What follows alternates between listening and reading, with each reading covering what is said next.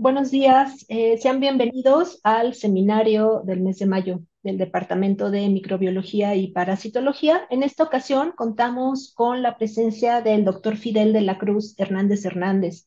El doctor es investigador del Departamento de Infectómica y Patogénesis Molecular del CINVESTAB Zacatenco y nos va a presentar el día de hoy el tema de paludismo, muchos aspectos por estudiar para evitar su resurgimiento. Les voy a dar una breve reseña del curricular del doctor Fidel. Como su formación él es biólogo experimental por la UAM Iztapalapa, es maestro en ciencias en genética y doctor en ciencias en biología molecular por el CINVESTAB. En sus especialidades está la investigación de artrópodos vectores de enfermedad por Colorado State University de parásitos con biología molecular por la Marine Biological Labs. En cuanto a su desempeño profesional, es profesor del Departamento de Infectómica, que antes era Patología Experimental, desde 1990, profesor invitado del Departamento de Parasitología de Holanda y profesor invitado del Departamento de Bioquímica en la Universidad de California, en Irvine. En cuanto a sus publicaciones, él tiene más de 100 publicaciones totales en libros y revistas de investigación y divulgación, incluyendo 55 publicaciones internacionales en revistas internacionales indexadas. En cuanto a sus estudiantes graduados, tiene 17 estudiantes de doctorado, 17 maestrías, 20 licenciaturas y es investigador emérito del Sistema Nacional de Investigadores, ganador del premio Jorge Rosenkrantz de Premio Institutos Nacionales de Salud, de la beca de la Comunidad Económica Europea y de una beca Fulbright García Robles. En cuanto a premios seleccionados, a tesis de laboratorio, tiene el premio a la mejor tesis de doctorado en el área de investigación en salud pública y una mención honorífica, premio Lola e Igo Flisser, un premio de también Asociación Arturo Rosenbluth de una tesis doctoral y una tesis ganadora de premio Lola e Igo Flisser. Y sus líneas de investigación están relacionadas con temas de importancia en salud pública y agropecuarios de México, como biología básica del parásito Plasmodium, productor de la malaria, y su mosquito vector Anopheles spp, biología del desarrollo de mosquitos Aedes spp, transmisores de dengue, aplicaciones de la entomología molecular e insectos de importancia agropecuaria, incluyendo la cochinilla del nopal y moscas plagas de la fruta. Muy bien, doctor, pues muchas gracias por compartirnos el día de hoy sus investigaciones y le pedimos por favor si nos puede compartir su pantalla para iniciar el seminario. Ya está habilitado. Ya me habilitó porque me apareció el letrero de que no estoy Sí, habilitado. ya la tiene. Ok.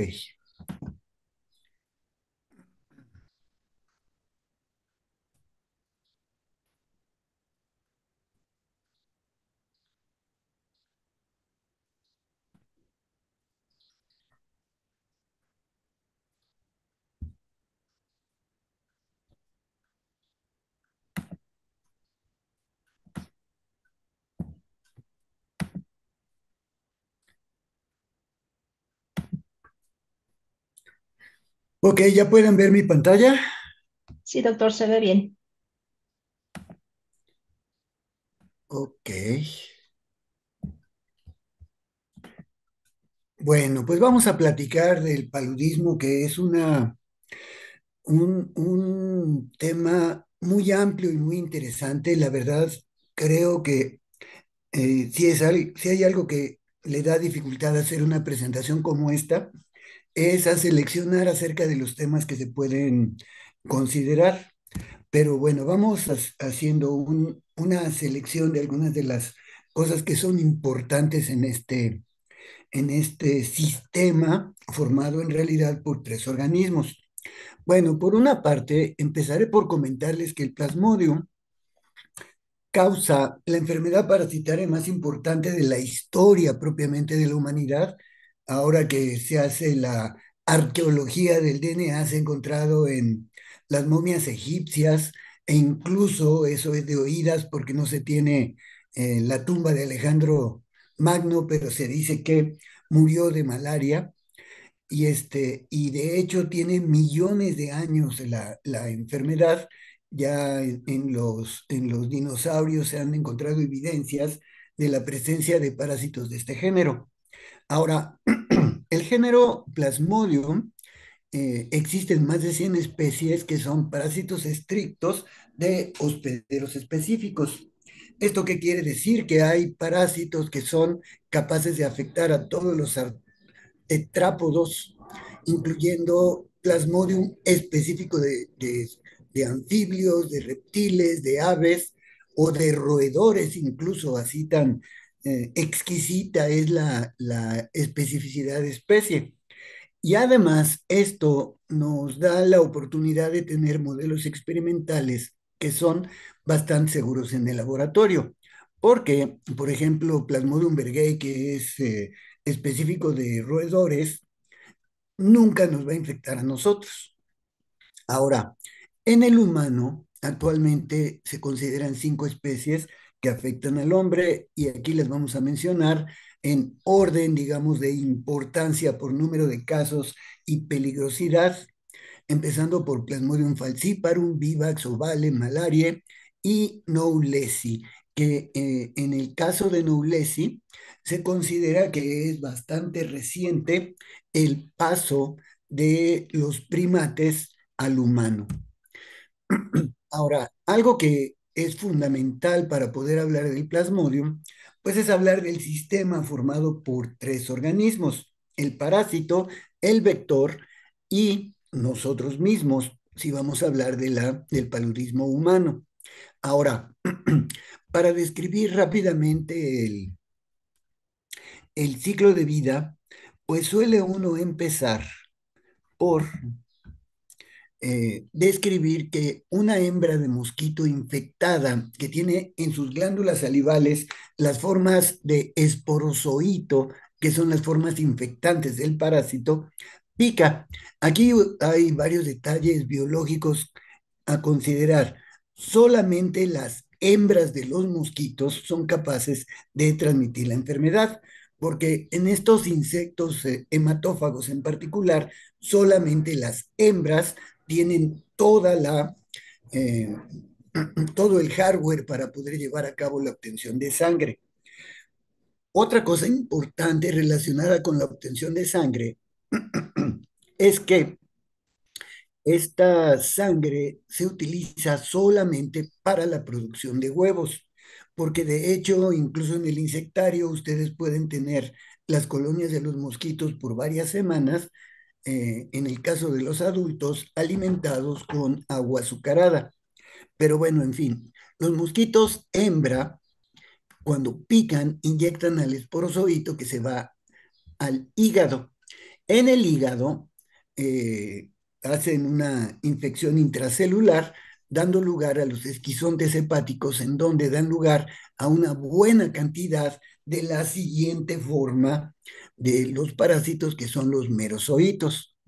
Estos merozoitos salen a circulación y comienzan a infectar a los glóbulos rojos, empezando con el ciclo eritrocítico. Esto que les acabo de describir que pasa en el hígado se llama el ciclo exoeritrocítico y dura, dependiendo de la especie, hasta algo así como 15 días, a excepción de los parásitos que vamos a mencionar ahorita, que son capaces de vivir por un largo periodo en forma de hipnozoitos. Ahora, las formas que salen a circulación, los merozoitos, infectan a los eritrocitos y también hay cierta preferencia por algunos tipos celulares y dan lugar a este ciclo eritrocítico que está muy ligado a la sintomatología de la enfermedad, donde el parásito de manera intracelular se multiplica, rompe la célula y en circulación vuelven a infectar a otros eritrocitos y esto ocurre en múltiples ocasiones. Ahora, eventualmente alguno de los parásitos que vive adentro del eritrocito toma una decisión de vida.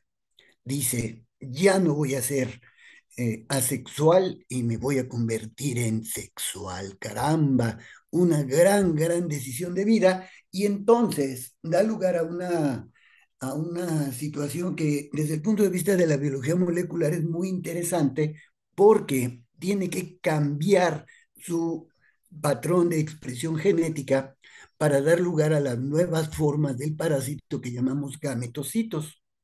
Este desarrollo a gametocitos, que son los precursores de las células sexuales, van a vivir en circulación, pero deteniendo su desarrollo en cierto paso. De hecho, se ha descrito diferentes fases en los gametocitos, llamadas del 1 al 5, las cuales quedan esperando a que venga un nuevo mosquito y tome sangre. Ahora, en el estómago del mosquito se completa esta, este desarrollo por una serie de, eh, digamos, pistas moleculares que le dicen al parásito que ahora puede completar su desarrollo sexual. Estas pistas incluyen la presencia de algunos componentes bioquímicos del cuerpo del mosquito, como el ácido xanturénico, también con la baja de la temperatura. Y bueno, en este caso, lo más espectacular de esta parte del ciclo es el proceso que se llama de exflagelación. Esta exflagelación la puede uno observar in vitro obteniendo la sangre infectada y poniendo las condiciones necesarias para que ocurra. Cuando ocurre la exflagelación, que es la formación de los gametos masculinos, estos gametos o microgametos fecundan a las fases femeninas o macrogametos y dan lugar una vez más a una serie de cambios que molecularmente son muy interesantes, desde el cigoto hasta la formación del ocineto. El ocineto es una fase móvil que tiene las características más interesantes de los apicomplexa. Esto es que tiene una célula con una morfología polarizada, con una parte anterior en donde tiene los organelos invasivos, y este ocineto se desarrolla entre el cigoto y la formación de la forma móvil en 18 horas. Este parásito o ocineto móvil atraviesa la pared del intestino, se va a la parte exterior donde forma el ooquiste y en varios días empieza una esquizogonia espectacular porque libera cientos o aún miles de los parásitos de la siguiente forma del ciclo, que son nuestros ya conocidos esporozoitos, viajan a la glándula salival y con eso ya cerramos el ciclo. Ahora, vean que hay muchas fases y cada una de ellas tiene sus propias características moleculares que son importantes de llegar a caracterizar para poder pensar en formas de control.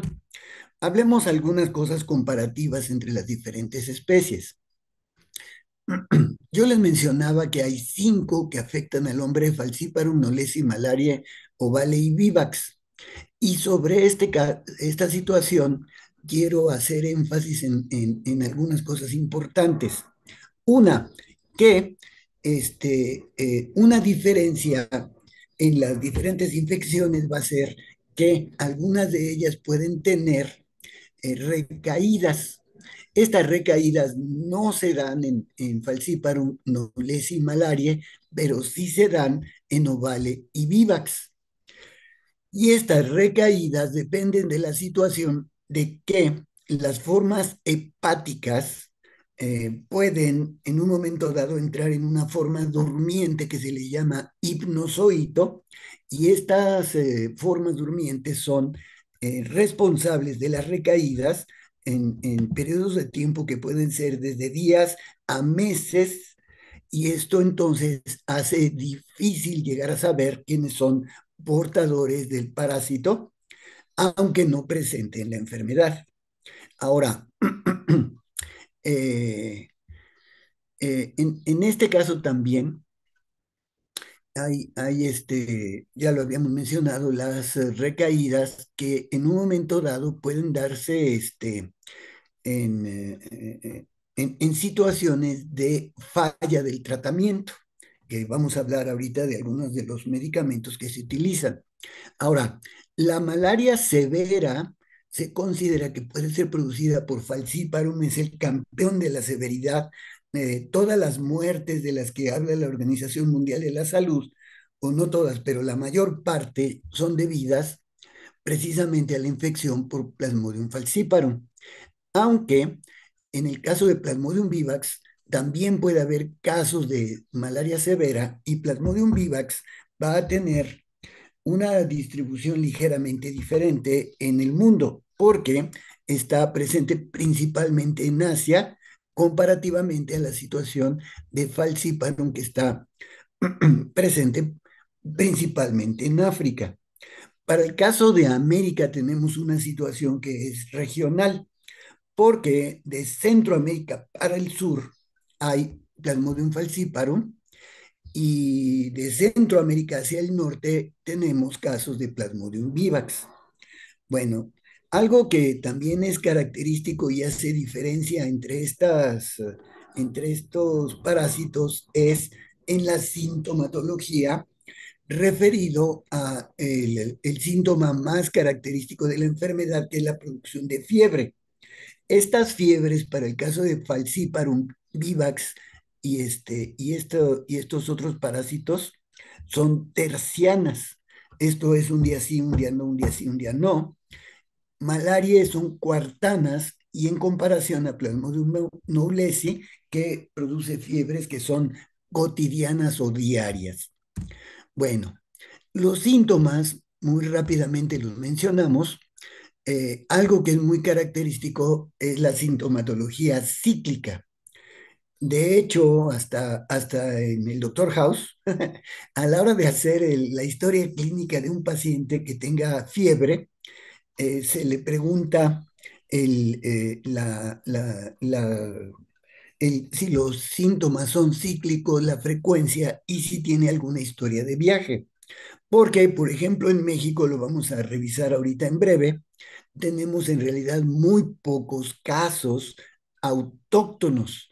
Sin embargo, hay varias cosas que están cambiando nuestra situación, entre comillas, ideal para el control de la malaria.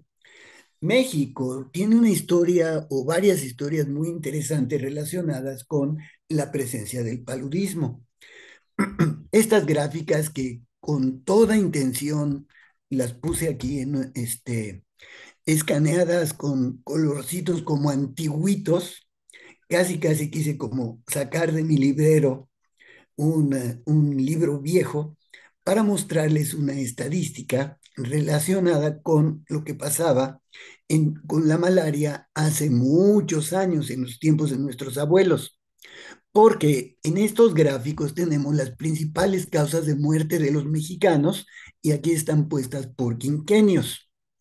De 1943 a 1947, el paludismo era, sorprendente, la tercera causa de muerte de los mexicanos.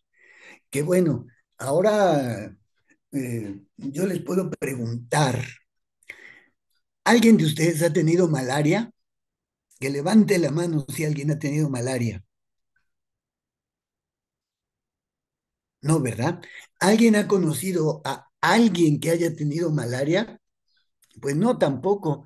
Y de hecho, algo que es muy característico es que nosotros podemos ir a las ruinas mayas, al cañón de Sumidero, etcétera, que son regiones que ecológicamente tienen las características para la transmisión, pero podemos ir con bastante seguridad gracias a esta historia que estamos recordando aquí. Por ahí de 1948 a 1952 estábamos con la malaria en cuarto lugar como causa de muerte. Ahora, en esta época es que ocurre este movimiento mundial que fue la campaña de erradicación. Esta campaña de erradicación pues se basó principalmente en la aplicación de insecticidas químicos, particularmente el DDT, para tratar de eliminar totalmente a la malaria del mundo. Entonces el término erradicación fue usado con mucho entusiasmo, pero vamos a mencionar en breve que esto no se logró realmente. Sin embargo, para la historia de México en particular, en el inicio de la campaña, el paludismo empezó a caer en su importancia como causa de muerte, de tal manera que para el quinquenio del 58 al 62 ya no estuvo dentro de las 10 primeras causas de muerte. Ahora, esta campaña de erradicación, como les digo, una de las principales actividades que tenía era la aplicación de grandes cantidades de DDT. Y México se hizo famoso porque para el financiamiento de esta campaña se hizo un impuesto que se aplicaba a las cartas, porque, híjole, no sé la edad de ustedes. Es algo que no me gusta de las presentaciones en línea, no los puedo ver para saber, por ejemplo, este dato. Pero yo les preguntaría, y yo creo que la mayor parte de ustedes me contestaría que no a la pregunta, ¿alguna vez pusiste una carta y compraste los timbres para enviar tu correo? Ahora en los tiempos del internet, del WhatsApp, del chat, de esto, del otro, pues eso de los timbres es una cosa que ya no tiene particular significado, sobre todo con los estudiantes que ya nacieron incluso este siglo. Yo casi no puedo creer que estemos en el año 24 de este siglo, y es que el siglo pasado, para aquellos de ustedes que sean jovencitos, las cartas eran la manera de declarar su amor, de, de mandar tus mejores deseos, para decir estoy trabajando en alguna otra parte, y las cartas entonces tenían que financiarse con dos cantidades de dinero, y el comprobante eran los timbres postales. Entonces, un timbre era por el servicio postal, que incluía el servicio ordinario y la entrega inmediata, entre comillas, que ese término de entrega inmediata ahora puede sonar a broma, y la otra cantidad era el impuesto para la campaña de erradicación. Ahora, esta situación de que el paludismo era una enfermedad tan peligrosa está representado precisamente en la imagen del timbre, porque vean lo que representa. Representa a un hombre arrodillado, con los hombres extendidos como pidiendo clemencia, y está eh, pues allí sometido por un temible mosquito anófeles. De hecho, eh, algo que le sugiero para algún momento, en estos años 40, dentro de las cosas de propaganda, publicidad, etcétera, los estudios Walt Disney hicieron una serie de películas cortas en dibujos animados que eran, pues, para diferentes temas muy interesantes. Ahorita no vamos a extendernos en eso, pero hay una en particular que es referida al combate a la malaria y dice cuáles son las actividades que tienes que hacer en tu casa para prevenir la transmisión de la malaria, y son desde luego cosas originadas o relacionadas con el control de los mosquitos. Ahora, esta película en particular, ustedes van a ver a los 7 enanos persiguiendo a los mosquitos, y desde luego que en el caso, bueno, ustedes que seguramente vayan a tener alguna actividad didáctica, bajen la película, se puede bajar libremente, dura como 6 minutos, y en inglés se llama The Winged Scourge, algo así como la amenaza alada, y es, les digo, muy didáctica para hablar de los métodos de control de la malaria. Y esta imagen del ser humano arrodillado se repite en la película. Ahora, volviendo a nuestra historia de México, algo que ya fue muchísimo... Ah, perdón, me faltó mencionar. En 1983 teníamos 75,000 casos de malaria en México, pero algún político que, híjole, no son muy diferentes de nuestros políticos de ahora, pero algún político de entonces se le ocurrió que como ya solo había 75,000 casos, le retiraron el financiamiento a las medidas de control. Y el resultado fue que al siguiente año hubo 85,000, en el 85 hubo más de 100,000 casos y aquí entonces le volvieron a meter dinero a las medidas de control.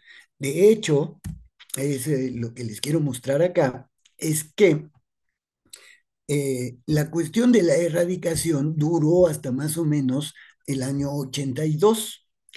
En el año 82 cambió la estrategia de control y en vez de echar DDT alegremente en todo el ambiente, ya empezaron a hacerse medidas muchísimo más focalizadas.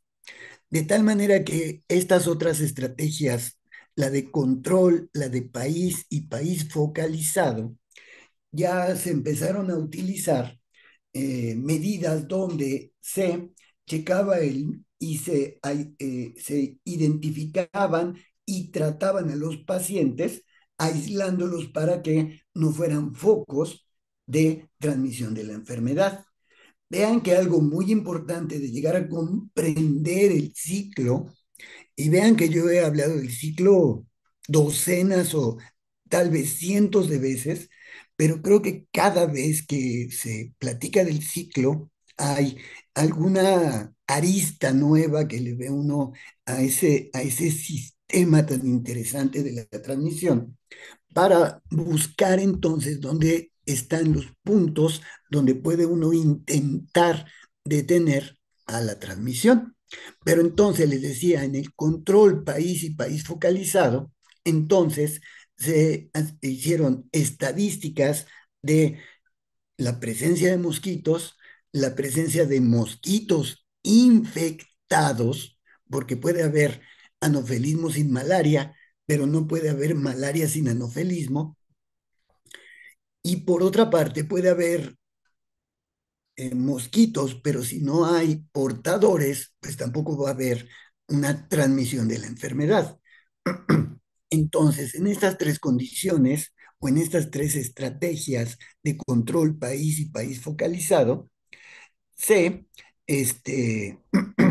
manejaron el uso de insecticidas en regiones perfectamente delimitadas y no en grandes extensiones, e incluso adentro de las casas, en alguna temporada se usaba la aplicación de insecticidas en banda, que esto era entre ciertas alturas de la pared de la vivienda, porque gracias a la investigación básica, esa investigación que tantas veces ha tenido que defenderse, los biólogos encontraron que en alguna época los mosquitos, por condiciones genéticas, tenían una preferencia a posarse en las paredes entre ciertas alturas de la pared, ni más arriba ni más abajo. Entonces, en esos años se empezó a aplicar el insecticida en banda, solo en ciertas regiones de una vivienda.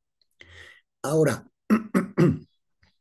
de esta manera, entonces, llegamos a una situación propiamente ideal en la cual México fue considerado un ejemplo a nivel mundial respecto al control de la malaria. Pero ahora hay que mencionar algunas cosas nuevas, porque la erradicación, en realidad tenemos que verdaderamente definirla, porque para llegar a la erradicación hay una serie de pasos o de situaciones que se tienen que definir. En un país hay el control como un primer paso. Y aquí vean en el cuadrito, en la caja, está la definición del control como la reducción de la incidencia, prevalencia, morbilidad o mortalidad a un nivel aceptable. Pero vean lo siguiente, como resultado de esfuerzos deliberados, y la intervención continua es requerida para mantener la reducción. El siguiente paso es la eliminación, que es en donde México estuvo durante varios años, que es la reducción a cero de la incidencia de la malaria transmitida localmente. ¿Por qué hago énfasis sobre lo de local? Por el hecho de que hay una cierta cantidad de casos que son, entre comillas, turísticos, de viaje. Ahora, el siguiente paso sería control, preeliminación, eliminación, prevención de la reintroducción, y eso mantenido en el tiempo, de tal manera que pudiéramos llegar idealmente a eso que fue el objetivo de los años 40, la erradicación. Que la erradicación es la reducción permanente a cero de la incidencia global como resultado de los esfuerzos deliberados. Pero ¿qué tiene de particular la erradicación? Que las medidas de intervención no son requeridos nunca más. Entonces, esto nos mantiene en una situación que es un equilibrio peligroso, porque aunque estemos en eliminación, hay la posibilidad del reestablecimiento. Algo que es muy importante de mencionar es que generalmente son ignorados en la opinión pública, pero tenemos en nuestros trabajadores de la salud que van al campo que están haciendo esfuerzos muy importantes para lograr que se mantenga esta situación de control de la transmisión.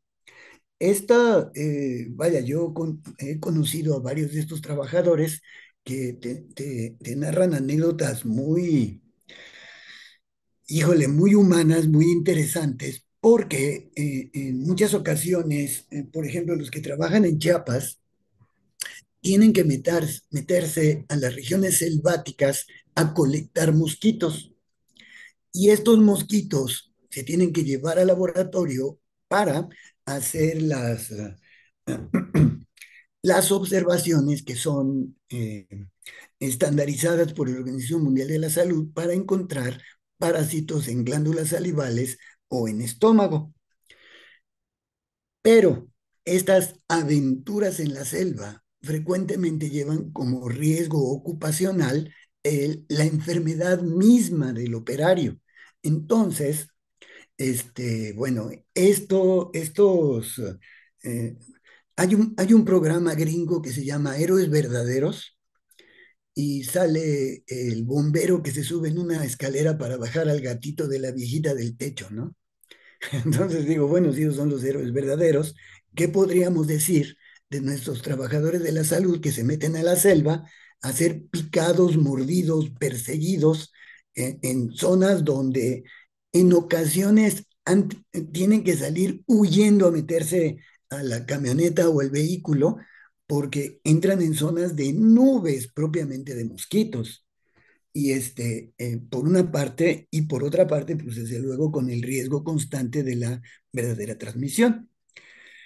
Pero bueno, estos héroes verdaderos que nos han mantenido en buenas condiciones para turismo, para condiciones económicas y demás, frecuentemente son ignorados. Pero ahora, actualmente, y esto es una situación no solo para México, sino también una situación mundial, pues tenemos las situaciones de migración, de disminución de recursos para las campañas de manutención de las medidas de control, y esto nos lleva a que tenemos que retomar muchas cosas que son relacionadas con el control de la enfermedad. Por una parte, es necesario mejorar la capacidad de detección, de tal manera que podamos en las personas identificar a los asintomáticos indeterminados y las infecciones submicroscópicas. ¿Se acuerdan que en una diapositiva anterior les hablaba yo de que dependiendo de la especie, podíamos tener personas que fueran portadoras, pero sin síntomas? Bueno, esto además tiene el agravante de que los métodos de detección de los parásitos pueden ser un tanto cuanto complicaditos. A la fecha, todavía el estándar de oro para la identificación de los parásitos es la microscopía. Ahora, esta microscopía, el verdadero microscopista tiene mucha experiencia para poder encontrar a los parásitos en los frotis. Algo que les pongo aquí los números para establecer un punto de comparación. En el laboratorio, cuando ustedes trabajan con Plasmodium berghei o Plasmodium chabodi, que son parásitos específicos de ratón, ustedes pueden ir checando la parasitemia en el ratón a obtener situaciones donde pueden tener el 50% de parasitemia. O sea, el 50% de los eritrocitos van a tener un parásito, de tal manera que conforme los observas al microscopio, los puedes identificar fácilmente. Pero hay personas que, o para el caso de los plasmodios de las personas, las parasitemias pueden ser bajísimas, de menos del 4% o incluso indetectables.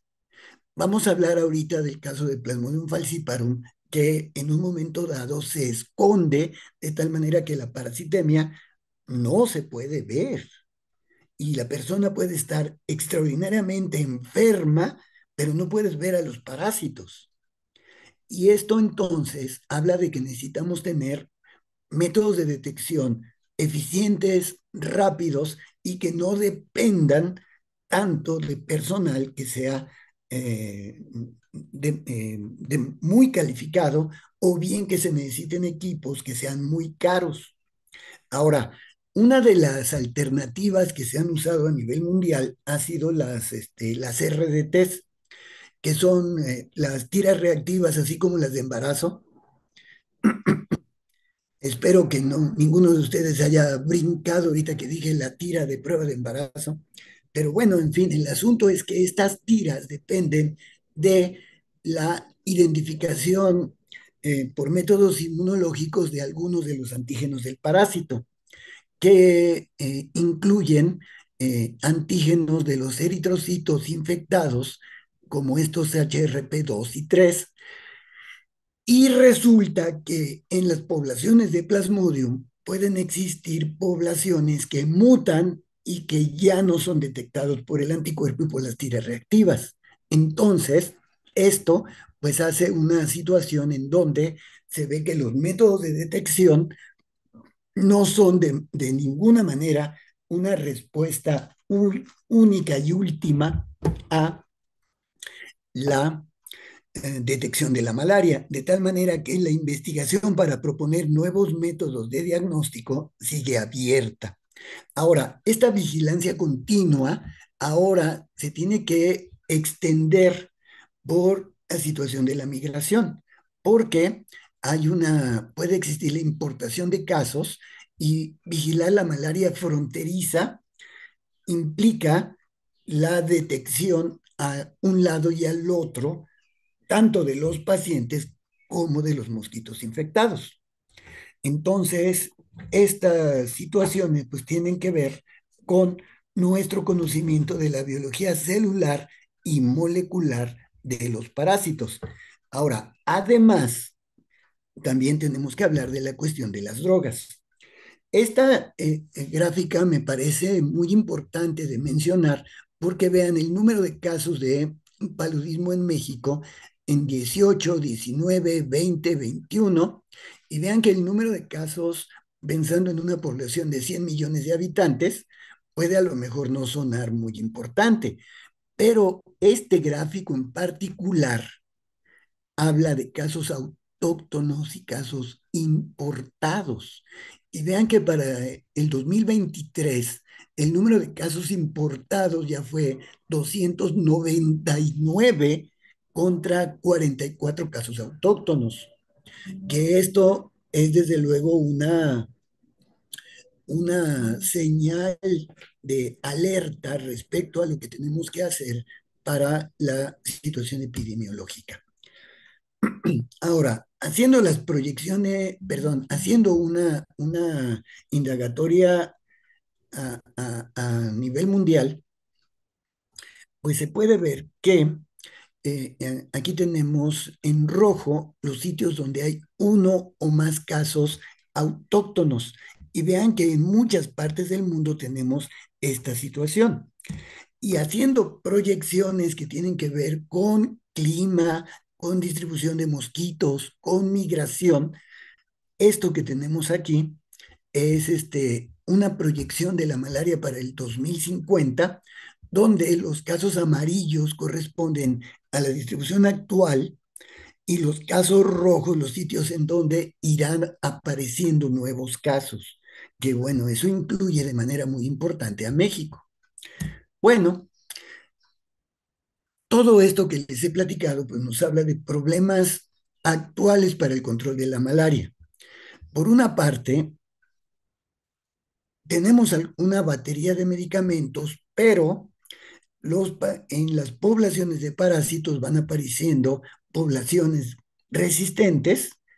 Los medicamentos, la mayor parte de ellos son caros y de difícil distribución, y a pesar de que hay nuevos en fases de investigación, no es ni sencillo ni barato el poder tener nuevos medicamentos. Las vacunas, a pesar de que ha habido avances, aún no tenemos vacunas así como las que conocimos de niños, lo de la polio o de la tuberculosis, que son extraordinariamente eficientes. Y la otra cosa que es el control de los mosquitos, los insecticidas son caros contaminantes e igualmente por la evolución biológica van apareciendo insectos resistentes. Bueno, pero estamos en el siglo XXI. Les decía yo que no podía yo creer que estemos en el año 24 del siguiente siglo. Aquí me voy a ventanear yo solo, pero yo veía a los supersónicos, a Don Gato y su pandilla y demás, pero bueno, en los supersónicos veíamos en los años 60 una serie de predicciones respecto a la tecnología que íbamos a tener en el siglo XXI. Y suponíamos que la justicia social, la madurez política, la distribución de la riqueza y de los alimentos iba a ser maravillosa en el siglo XXI. En fin, estamos en el 2024. Pero regresando a lo que viene al caso con la malaria, es que uno de los campos fundamentales de investigación y a los que nos tenemos que hacer ahora eh, sensibles e indagarlos y manejarlos son los que utilizan el análisis global de secuencias. A estas metodologías que usan grandes cantidades de datos y que además integran la manera de manejar muchos datos al mismo tiempo, son las disciplinas que llamamos con el sufijo ómica. Las primeras ómicas por ahí del 2002 fueron la genómica y la proteómica, donde esto que tenemos aquí fue el resultado de grandes esfuerzos, tanto económicos como de trabajo, como de coordinación de comunidades científicas para que salieran la, la primera base de datos del genoma humano, de Plasmodium falciparum, y del mosquito Anopheles gambiae, que es el principal transmisor de la malaria en África. Cada una de estas publicaciones tienen historias muy interesantes que en realidad debiéramos de revisar en función de aplicar esas experiencias en nuestro nuevo manejo de la tecnología. De hecho, todo eso que está de moda ahorita de que la inteligencia artificial y demás se desarrolló, entre otros campos, en el manejo del análisis global de secuencias. Ahora, algo que quiero subrayar aquí es la palabra secuencias, porque en las secuencias de los ácidos nucleicos tenemos escrito todo lo que un organismo puede ser. Y en esta situación, eventualmente podemos deducir muchas cosas de tal manera que podemos saber interacciones entre estas moléculas. A ver, quiero hacer una pregunta. ¿De cuánto tiempo dispongo? 1 hora, doctor. Ok, Quedan o sea, como 20 minutos todavía porque empezamos un poquito más tarde. ok, gracias para estar aquí al pendiente del reloj. Ahora, algo que viene a ser muy importante relacionado con la cuestión del análisis de las moléculas es que nosotros conocemos muchas cosas de manera estándar para los eucariotes.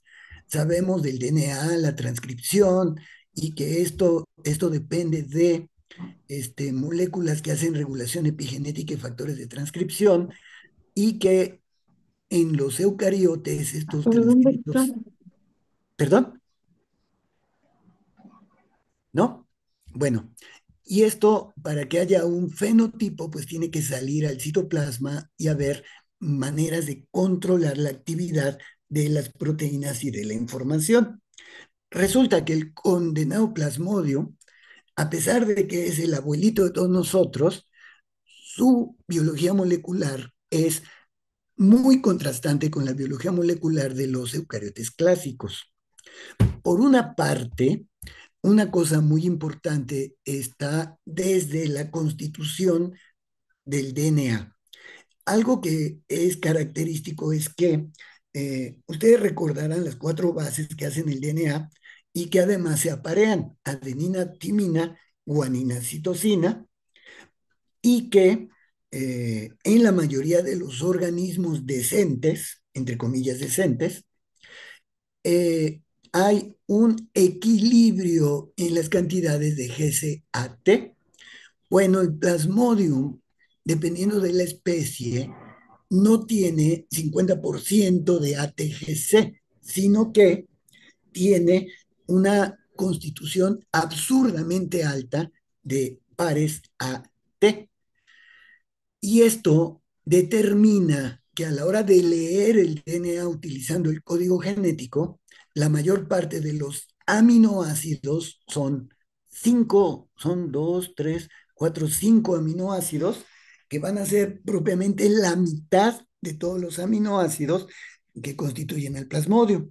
Ahora, los cromosomas, a pesar de que tienen un número constante, así como nosotros que tenemos 46 cromosomas, los plasmodium tienen 14 cromosomas, pero, pero, ellos tienen unos mecanismos para cortar y pegar pedazos de cromosoma y hacer intercambios de tal manera que en contraste a lo que pasa con nuestros cromosomas, que nuestros cromosomas hacemos un cariotipo donde ponemos pares, los ponemos por pares que son del mismo tamaño cada par, resulta que estos bichillos tienen un solo cromosoma, no tienen pares, y de una generación a la siguiente se generan subpoblaciones donde el tamaño de los cromosomas cambia. Hay y además esto es de alguna manera, vamos a decir, fisiológico y se relaciona con una característica muy importante de para la sobrevivencia del parásito. Ustedes han oído hablar, supongo, de la variación antigénica. A ver, alguien que diga pío por ahí y que me diga qué es variación antigénica.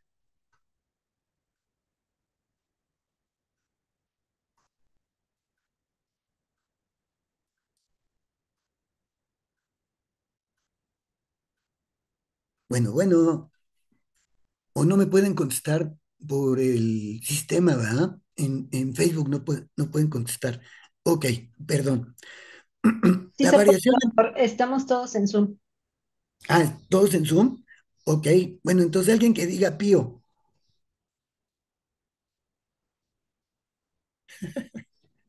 Ok, miren, la variación antigénica se refiere a que el organismo tiene en su superficie, por ejemplo, en tripanosomas africanos o en plasmodium, tienen en su superficie antígenos que pueden ser reconocidos por anticuerpos. Y bueno, si produce suficiente anticuerpo, le pegas y puedes hasta matar al organismo.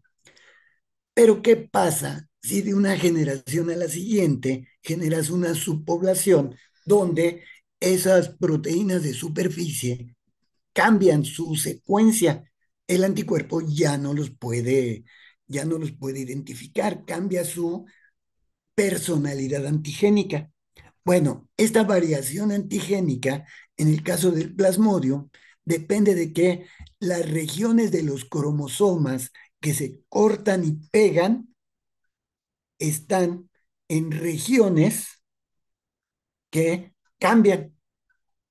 Entonces, eh, estos intercambios de pedazos de ADN de los cromosomas generan nuevas versiones de los antígenos. Y esto es, en el caso del plasmodium, fisiológico.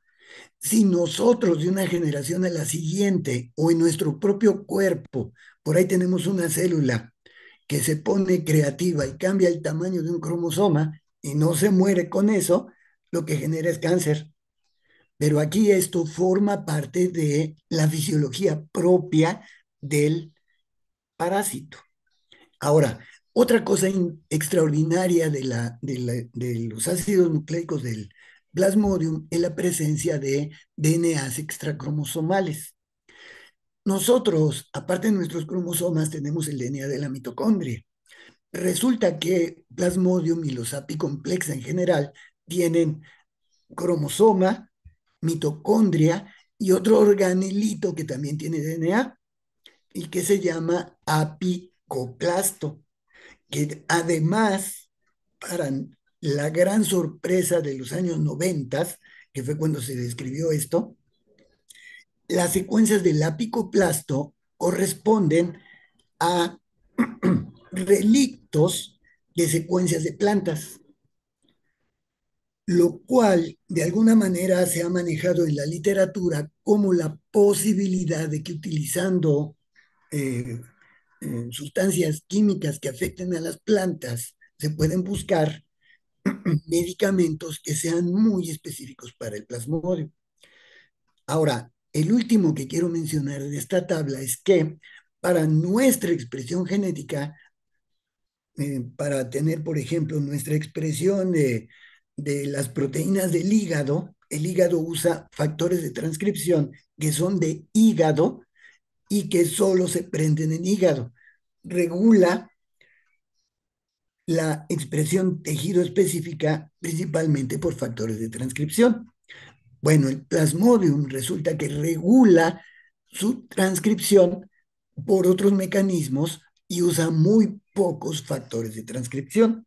Ahora, yo les describí el ciclo de vida del parásito y vean que cada cambio de esporozoito, a merozoito, a gametocito, todos esos, cada uno de ellos ya tiene una expresión genética diferente y no usa como mecanismo principal para todos esos cambios de fase el tener una colección de factores de transcripción. Ok, y eso es entonces lo que nos está representando esta diapositiva, que esto, que son los principios comunes, regular por factores de transcripción, por una herencia, por un control epigenético, en donde haya remodelación de nucleosomas. En el caso del Plasmodium hay pérdida de factores de transcripción y hay algunos factores de transcripción que son diferentes a los de todos los demás eucariotes.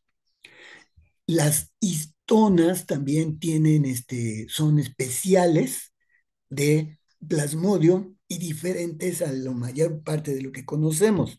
Entonces, algo que ha formado parte de la investigación en Plasmodium es que hemos tenido que aprender del Plasmodium cómo funciona a diferencia de la mayor parte de los eucariotes.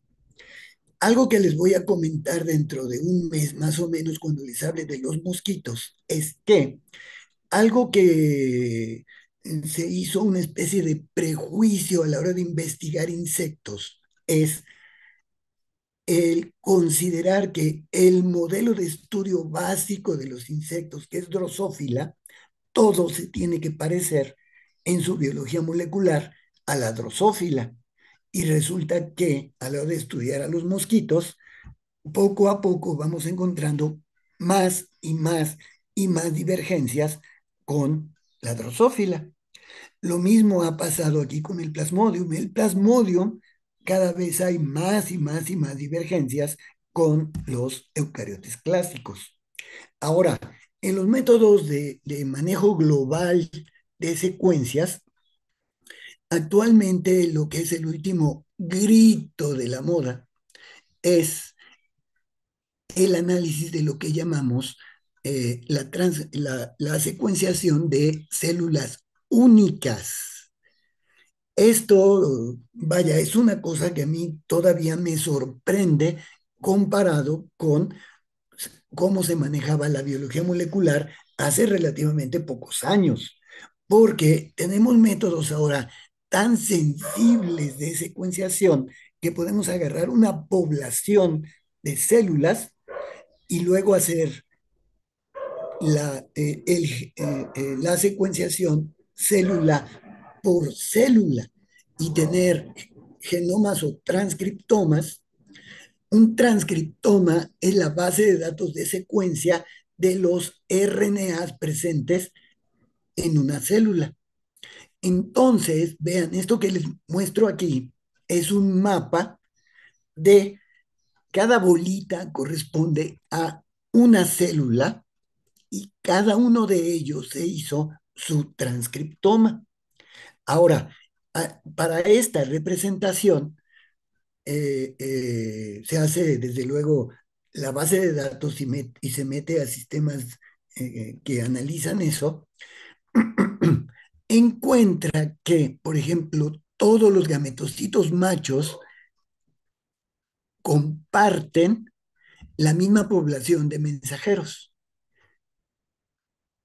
Una población de gametocitos hembra comparten la misma población de mensajeros.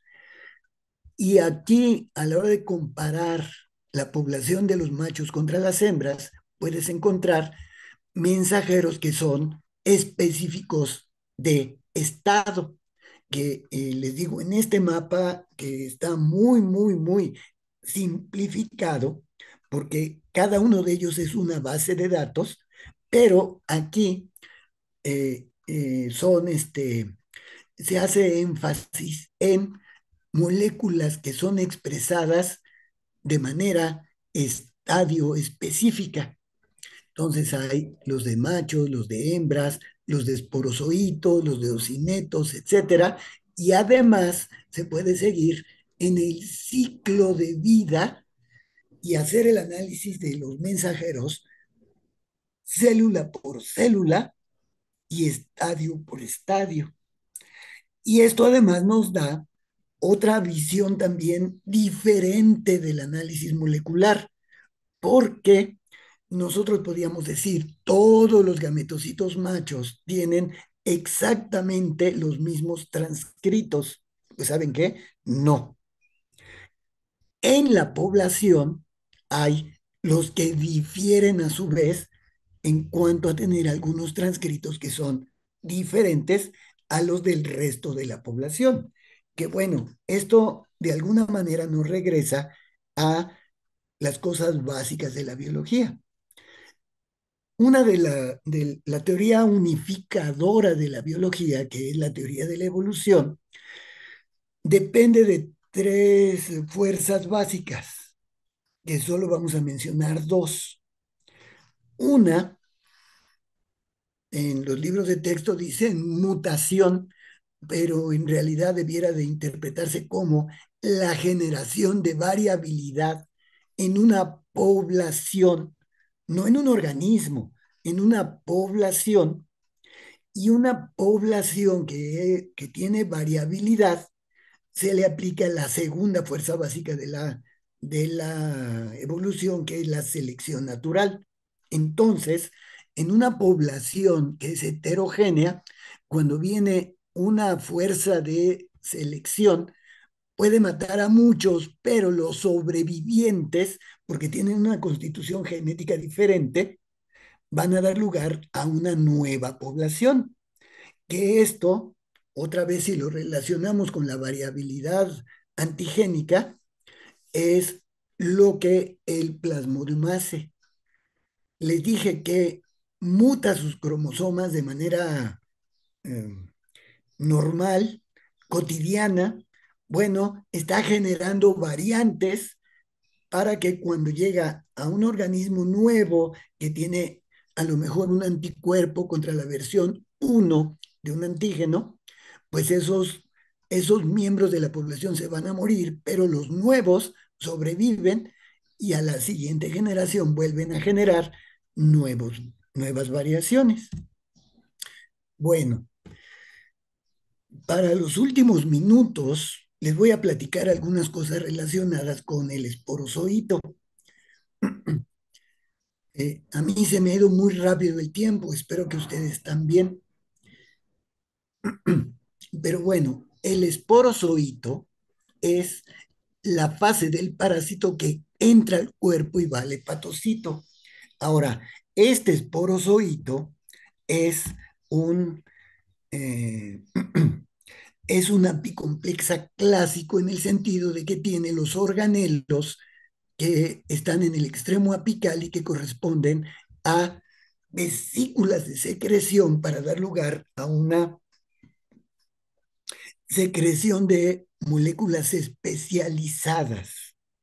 Ahora, estos apicomplexa en las formas que termina su nombre en zoito son formas capaces de invadir otra célula. Y estos organelos que se llaman roptrías, micronemas y gránulos densos son vesículas de secreción que sueltan proteínas, pero estas proteínas además se sueltan en orden para llevar a cabo el proceso de la invasión de una célula. Plasmodium, entre las muchas mañas que tiene para sobrevivir, vive la mayor parte de su tiempo de manera intracelular. Se esconde adentro de las células de su huésped para quedar aislado del sistema inmune. Entonces, estas tres componentes del sistema apical van secretando en orden. Las primeras vesículas que se secretan son los micronemas, que sueltan proteínas que son adhesivas y que además le ayudan al parásito a moverse. Cuando este parásito establece contacto con una célula blanco, entonces se secreta el segundo tipo de vesícula que se llaman roptrías. Las roptrías están llenas de material para construir adentro de la célula blanco un espacio que llamamos la vacuola parasitófora. En esa vacuola parasitófora se va a esconder el parásito. Y una vez que ya está dentro, la tercera generación de moléculas que se secretan son los gránulos densos.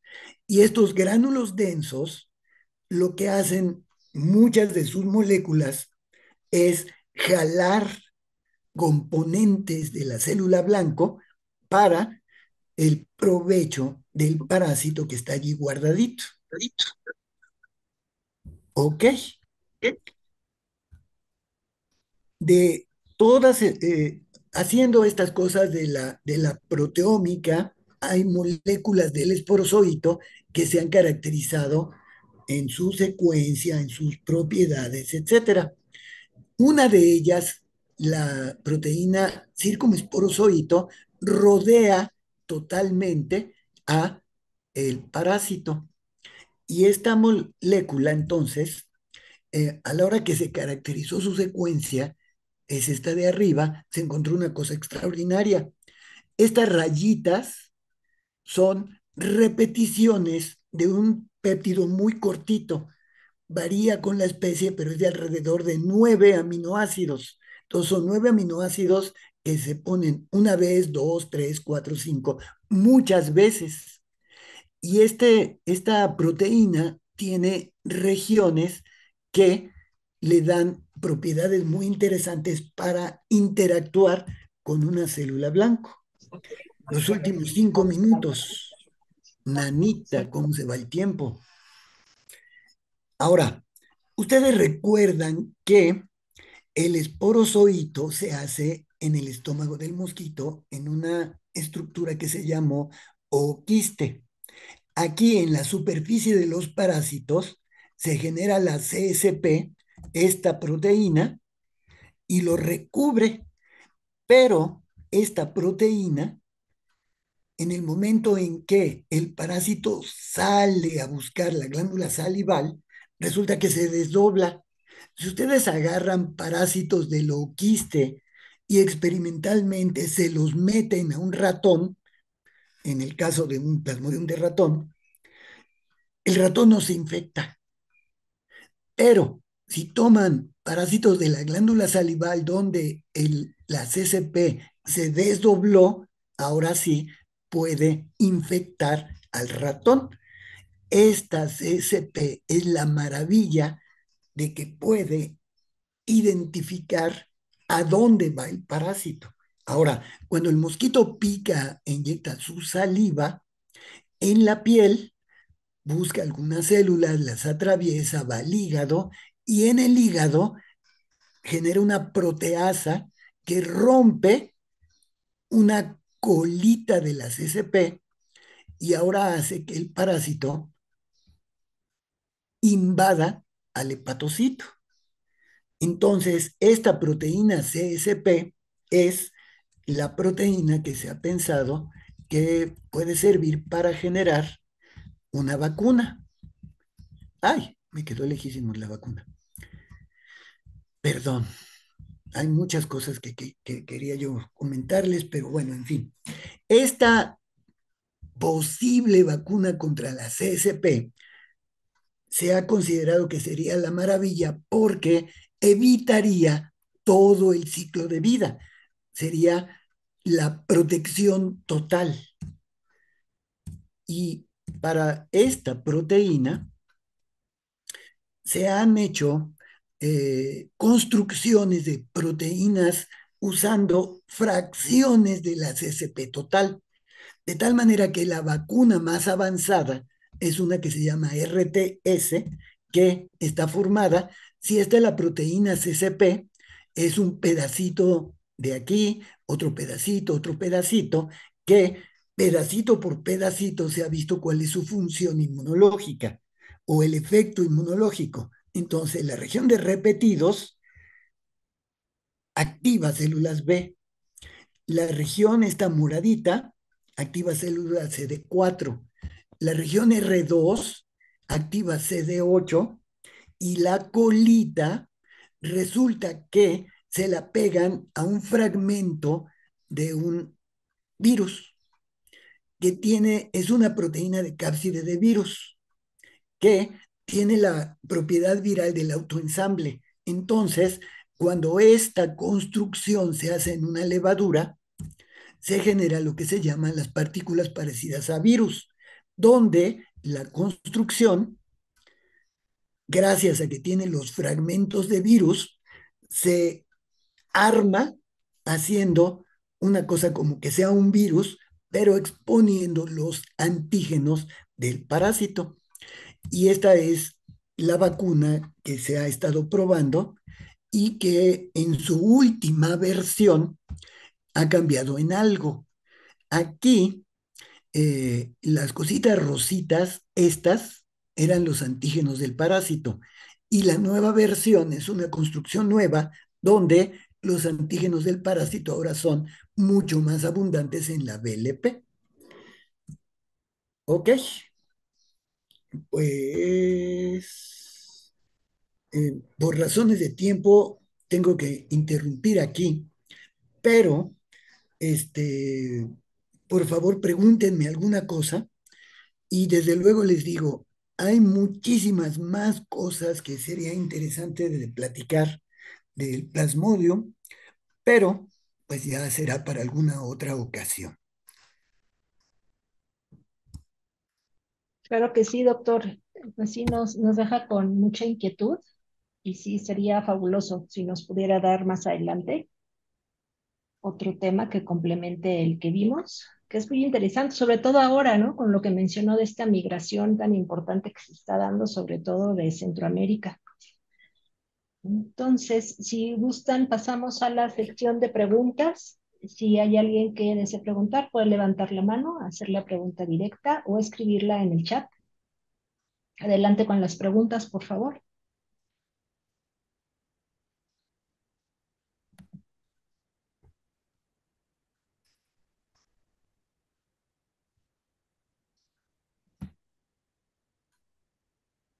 No sé si me escucho. Tengo mi micrófono La prendido. doctora, Sí.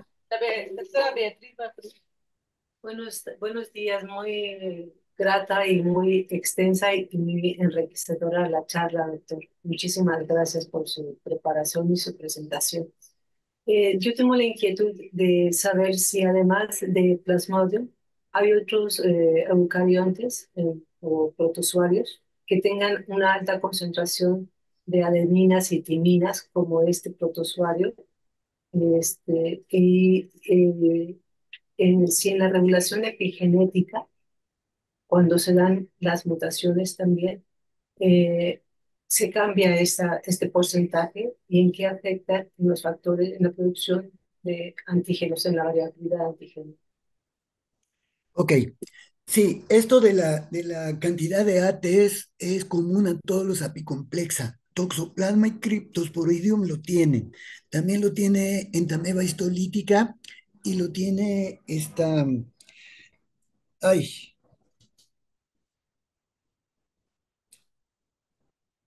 el Trichomonas vaginalis. Como que es algo que ha evolucionado para varios organismos que son protozoarios patógenos. En bacterias también hay una situación similar y hay bacterias que también son muy características, pero son, digamos, el menor número de organismos tienen esta situación de ATES. Ahora, ¿cuál era la segunda pregunta? Perdón. Esta concentración de estos de AT cambia con regulaciones epigenéticas, tanto de microambientes del propio hospedero como regulación epigenética externa al mismo. Ok, no, no. Aquí la situación es que la regulación epigenética es independiente de la cantidad de ATs. Y esa regulación epigenética, algo que es muy interesante, es que uno de los mecanismos mejor estudiados de regulación epigenética es la modificación de histonas. Y la modificación de histonas, de alguna manera, sensa el ambiente de tal manera que concentraciones, por ejemplo, de esa adenosilmetionina, de fosfatos, etcétera, activa enzimas que van a hacer modificaciones transduccionales en unas colitas de las histonas que están expuestas. Ahora, esta modificación de las histonas en un momento dado hace que el DNA de los cromosomas se extienda o se haga chiquito, se empaque. Ahora, como el proceso de transcripción, que es finalmente el primer paso de la expresión, depende de que la RNA polimerasa se pueda pegar al DNA, el DNA extendido se expresa más fácilmente. Entonces, estas histonas que sienten el ambiente, cuando liberan regiones particulares del DNA, hacen que se expresen estos genes. Y un ejemplo, ahorita traía alguna diapositiva por ahí, pero ya no dio tiempo, es cuando se van a generar las formas sexuales.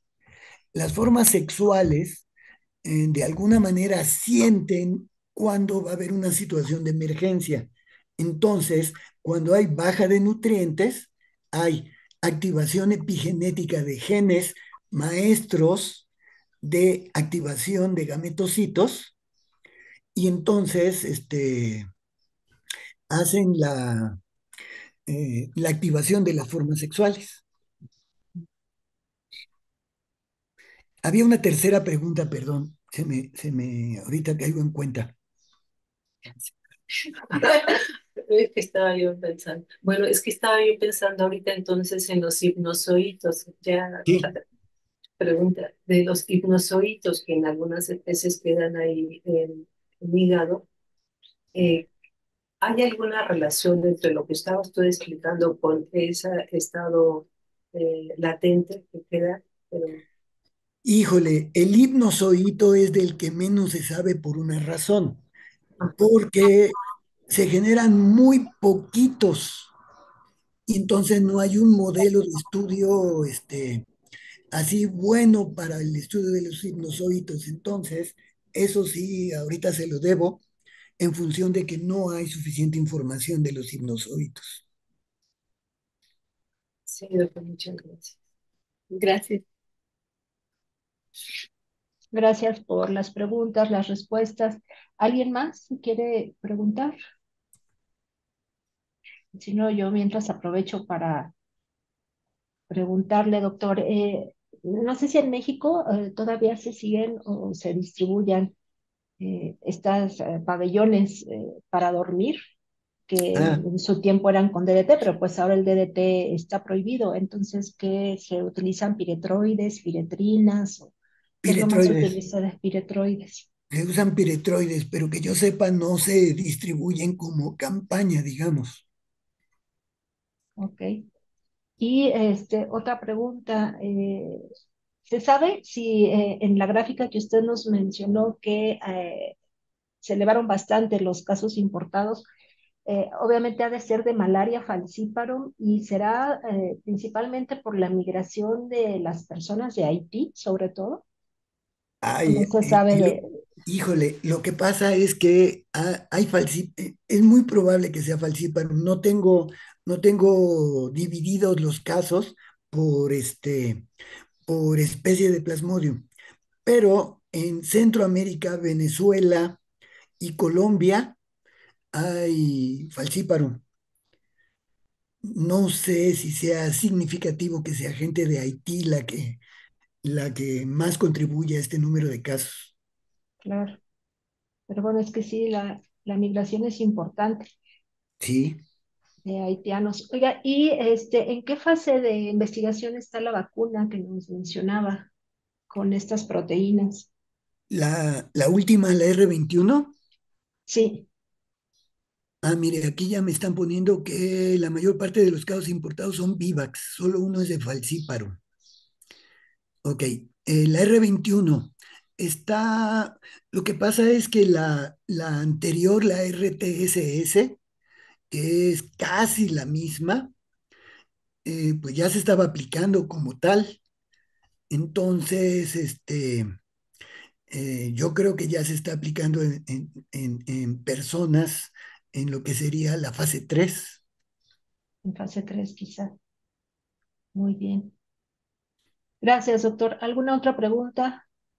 Sí, doctor, ustedes están involucrados en el desarrollo de esta vacuna y además mm, ustedes están, que ustedes conocen eh, la diversidad que hay ahora antigénica por esto del diagnóstico.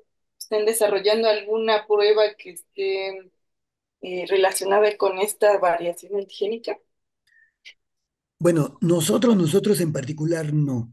Ahorita tenemos investigación que está relacionada con los factores que regulan el paso de una fase a otra en las fases sanguíneas, o sea, de merozoito a esquizonte, de anillo a esquizonte a merozoito.